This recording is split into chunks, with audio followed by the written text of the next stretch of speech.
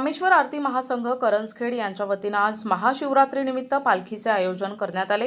यात प्रामुख्याने पालखी सोहळ्याचे रामेश्वर मंदिर ते रेणुका माता मंदिरपर्यंत पालखी सोहळा काढण्यात आला। यावेळी प्रामुख्याने भजनी मंडळी तसेच रामेश्वर आरती महासंघातील तरुणाई यांनी विविध देखावे सादर करून आहिरे मॅडम यांच्या नेतृत्वात लहान मुलींनी लेझिमचे नृत्य सादर करत पालखी सोहळा संपन्न झाला।